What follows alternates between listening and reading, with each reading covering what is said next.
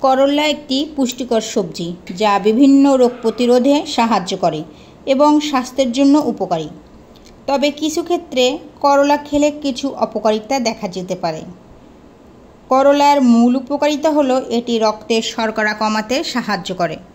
গবেষণায় দেখা গেছে যে করলার রস বা ফল ডায়াবেটিস রোগীদের জন্য উপকারী, কারণ এটি ইনসুলিনের মতো কাজ করে। করলার মধ্যে থাকা ভিটামিন সি এবং অ্যান্টিঅক্সিডেন্ট রোগ প্রতিরোধ ক্ষমতা বাড়াতে সাহায্য করে। করলা হজম প্রক্রিয়া উন্নত করে এবং কোষ্ঠকাঠিন্য দূর করতে সহায়ক।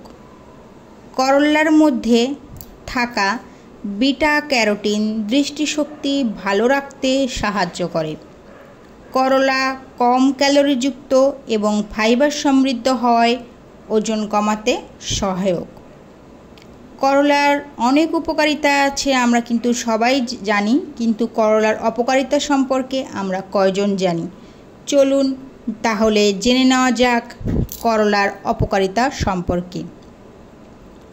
কিছু মানুষের জন্য করলা হজম করা কঠিন হতে পারে, বিশেষ করে যাদের হজম প্রক্রিয়া দুর্বল বা রাতে খাবার খেলে বদহজম গ্যাসের সমস্যা হতে পারে। দুধ, আম, মূলা বা দইয়ের সাথে করলা খেলে কিছু ক্ষেত্রে বিরূপ প্রতিক্রিয়া হতে পারে।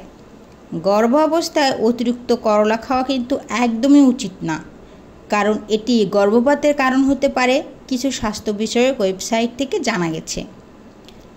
অতিরিক্ত করলা খেলে রক্তচাপ কমে যেতে পারে, তাই যাদের নিম্ন রক্তচাপের সমস্যা আছে তাদের করলা খাওয়ার সতর্ক থাকা উচিত।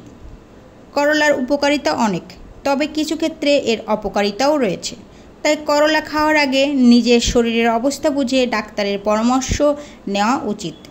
কেমন লাগলো আমার আজকের রেসিপি? আজকের করলা আলু দিয়ে চিংড়ি মাছের পাতলা ঝোল। আশা করছি আমার আজকের রেসিপি আপনাদের ভালো লেগেছে। আমার আজকের রেসিপি যদি আপনাদের ভালো লেগে থাকে তাহলে লাইক, কমেন্টস এবং সাবস্ক্রাইব করে মাধুরীস কুকিং রেসিপি পরিবারের সাথে